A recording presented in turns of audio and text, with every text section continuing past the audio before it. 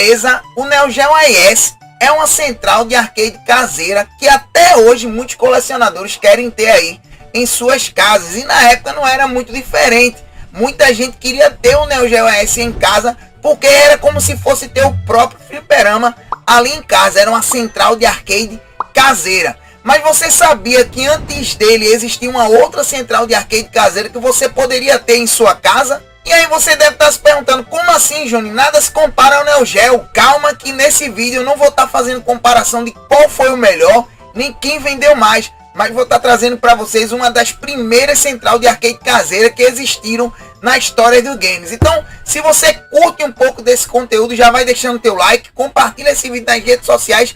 Se não está inscrito, se inscreve aí no canal que a gente vai para mais um Você Sabia Que, beleza? Então segue aí, pega a pipoca e se liga no vídeo que tá muito da hora. Bem, antes de mais nada, precisamos fazer uma volta no tempo e lembrar que o Neo Geo tem uma placa de sistema de arcade baseada em cartuchos, sendo ele um videogame da quarta geração e lançado em 1990 pela SNK Corporation. Inicialmente foi lançado como uma máquina de arcade operada com moedas, eram as MVS, Multivision System, e seus jogos eram armazenados em cartuchos, o que facilitava bastante a troca do jogo no gabinete do arcade. Isso facilitava a troca dos jogos, pois os donos dos estabelecimentos conseguiriam colocar até 6 cartuchos diferentes em uma única placa MVS. Outro fator foi que isso gerava uma economia enorme na manutenção das máquinas e também o espaço poderia ser otimizado para receber mais jogos com menores arcades. Para a versão caseira foi criado o Neo Geo AES, o Advanced Entertainment System, que foi comercializado como sendo o primeiro sistema de 24 bits da época, coisa que sabemos que não é verdade. Se você perdeu esse vídeo, assista o Você Sabia Que, geração 16 bits, a maior falácia do mundo dos games, que eu conto melhor essa história. Bem, o Neo Geo AES veio com a tentativa de bater de frente com o Mega Drive, Genesis e o Super Nintendo, o Super Famicom como era conhecido lá no Japão. Ele era ainda um console para um nicho bem seleto, disposto a pagar uma quantia bem considerável por ele. Tem gente que pensa que o Neo Geo só é caro hoje, mas na época também ele tinha um preço exorbitante. Só para você ter ideia, você tem que desembolsar a bagatela de $650 em comparação aos $189 que era o valor de um Mega Drive, por exemplo. E como eu falei, ainda vocês podem encontrar ele aí, né, no eBay, no Mercado Livre, ou até em grupos aí de WhatsApp, né, e de Facebook, com um valor bem exorbitante, na faixa aí de 5 até 10 mil reais, o Neo Geo AES. O que não podemos negar é que jogar o Neo Geo AES era ter uma máquina de fliperama em casa. Foram mais ou menos 117 jogos dos arcades que também podia aproveitar no conforto do seu lar. Jogos como franquias de Fatal Fury, Metal Slug, The King of Fighters, Samurai Showdown, Sengoku e tantos outros, sem contar os que fizeram sucesso apenas no Japão, existiam na plataforma. Mas o que isso tudo tem a ver com o vídeo de hoje, Johnny? Vocês devem estar se perguntando isso, não é verdade? Vocês já ouviram falar no computador chamado X68000? Aí você deve estar agora, parou, Johnny. Computador? Você estava falando de console. Onde entra um computador nessa história? Calma, meu querido. Vejam agora a magia da história se concretizando. O Sharp X68000, também conhecido como X68K, foi um computador lançado exclusivamente no Japão pela Sharp Corporation. Nós pensamos no Neo Geo como uma real experiência no mundo dos arcades. Entretanto, em 1987, a Sharp Corporation apresentou essa maravilha que possui uma CPU 68000 de 10 MHz da Motorola. Se você chegou até aqui, digita aí X68000, que ajuda demais o canal e engaja o vídeo para que o YouTube encaminhe esse vídeo para mais pessoas. Para facilitar aqui o entendimento, vou chamar ele de X68K. Apesar de ser um computador, ele também é um console. Sim, meus amigos, um console. Isso simplesmente porque ele tem um hardware gráfico muito semelhante aos jogos dos arcades do final da década de 80. Além dos coprocessadores personalizados que suportavam a tela com rolagem, o famoso side-scrolling, além de um grande número de sprites também que existia dentro desse computador.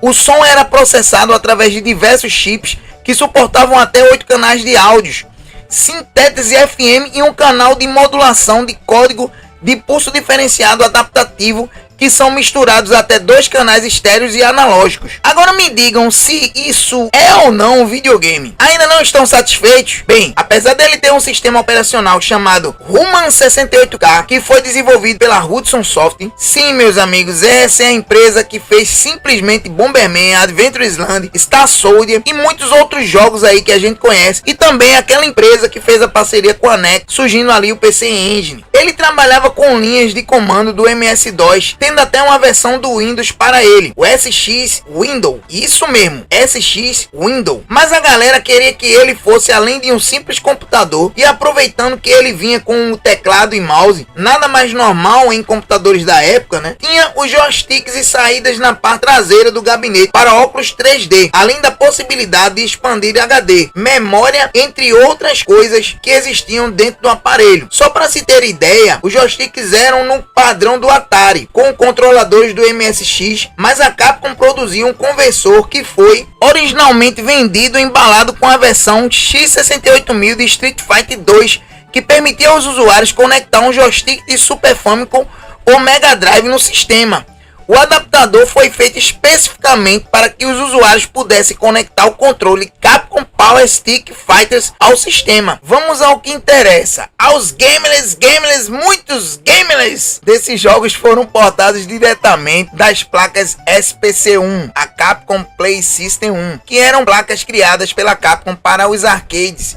E com isso podemos ver jogos como Afterburner, Pac-Man, Chevys, Gradius 1 e 2, Salamander, Final Fight, Street Fighter 2 Champion Edition, Twin Bee. Isso torna o X68K a primeira central arcade caseiro, visto que ele chega 3 anos antes do Neo Geo AES. Outros clássicos que também podemos conferir são Dragon Spirit, Mugen Seijin, Vales 2, Dragon Quest, Lemmings, Puyo Puyo, Super Hang-On. Bem, como vocês podem ver, tem bastante coisa com diversos gêneros de jogos, pois a lista gira em torno aí de 823 jogos.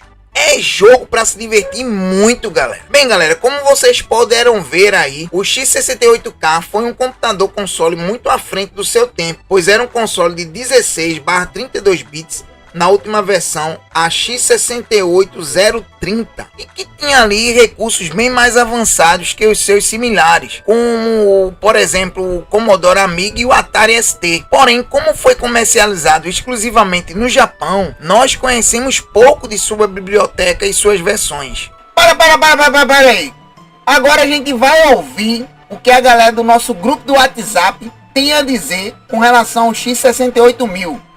Meu amigo Licivaldo Silva, você teve contato ou conhece o X68000? Fala, meu amigo Johnny.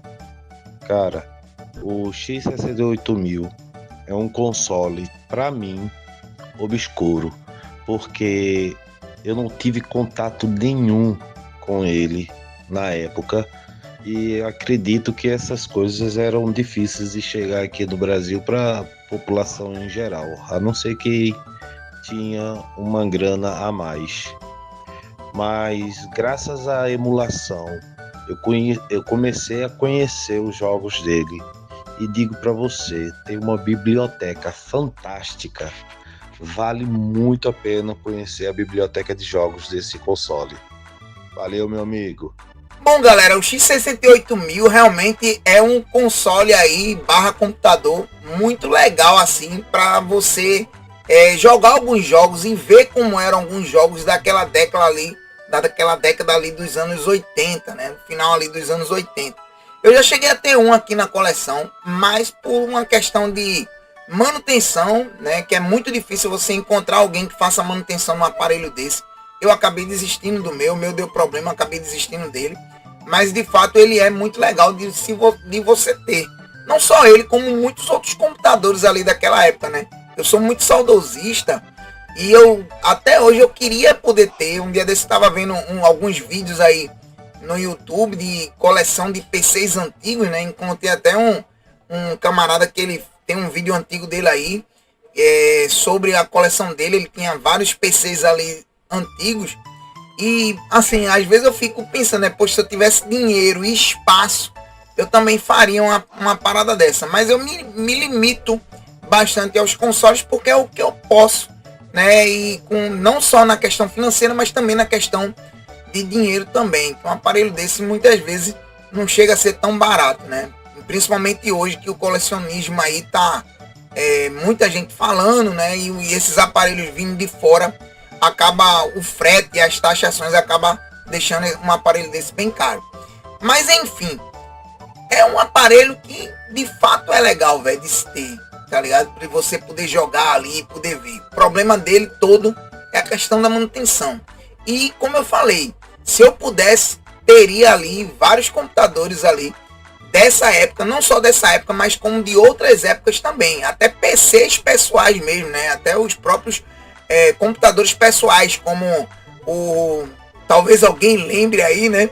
Como o Cacer 2500, o Pentium 100, o Pentium 3, eu cheguei a ter um Pentium 3 550 de soquete, né? Depois eu peguei um Pentium 3 850, depois parti para um Pentium 4, e aí depois eu já fui para uma outra linha de computadores, mas até hoje eu fico assim, eu lembro com muita alegria, né? Ali na década de no início ali dos anos 2000 ali, eu tinha alguns computadores também desses, e eu me lembro assim com bastante alegria, né?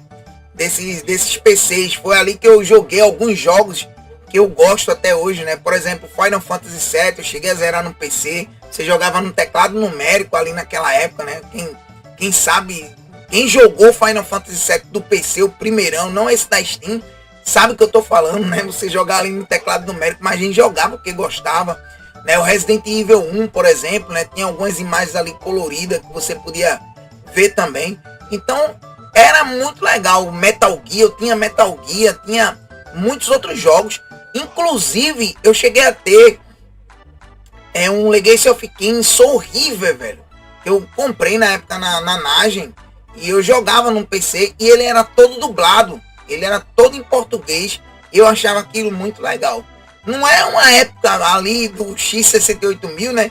Mas os jogos em computadores também, ele divertem muito. Até hoje eu gosto de jogar algumas coisas aqui no PC, mas essa época também ali das antigas era muito boa. Imagina você em casa com um microcomputador ali e você poder dar um comando, né? Que era um comando ali meio que do DOS. Você dá um comando nele ali e você poder acessar os jogos que você queria, né? Acessar os jogos que você quer jogar. E eu acho isso bem da hora. O que era ruim para a época também era a questão da mídia de alguns jogos, né? Que alguns jogos eles eram em mídias ali em disquete, e você sabe que disquete tem um grande problema de dar problema, né? Então tinha muito disso aí também, essas dificuldades. Foi vendo essas dificuldades aí que eu me limitei apenas a consoles. Nem o Disk System eu tenho, só para você ter uma ideia, porque eu não curto muito jogos em disquete, né? Eu já cheguei a perder alguns e não curto muito isso aí. Mas enfim, galera, comenta aí se você já teve ou já teve contato com o X68000, se você gosta, se você já viu algum, né? Comenta aí, deixa teu comentário. Se você curte PCs antigos também, qual foi o PC que você teve ali na sua infância? Comenta aí pra gente também, né? Que eu vou ficar muito feliz em responder o seu comentário. Espero que vocês tenham gostado aí desse vídeo. Se gostou, não esquece de deixar teu like, compartilha, se não está inscrito, se inscreve para poder acompanhar as novidades. Se quer se tornar membro aqui do canal, aperta o botãozinho aí, seja membro. Você vai estar cooperando e ajudando a gente aqui de forma financeira. Desde já eu agradeço a todos os membros aqui do canal que ajudam de forma financeira a gente, e a galera também que sempre está ajudando aí através do nosso Pix, que fica aí na descrição. Beleza? Um forte abraço a todos, fiquem todos com Deus, valeu, falou. E lembrando, esse roteiro foi escrito pelo nosso amigo Licivaldo Silva. Ele escreveu o roteiro através, né, de uma conversa que a gente teve há um tempo atrás, e ele acabou fazendo esse roteiro e trazendo para vocês esse Você Sabia Que. Muito obrigado aí a ele, meu amigo Licivaldo Silva, e um forte abraço a todos vocês que assistiram o vídeo até aqui. Valeu, falou. Comenta aí, bota aí hashtag X68000 que eu vou saber que você foi até depois do valeu, falou. Fui. É isso aí, galera.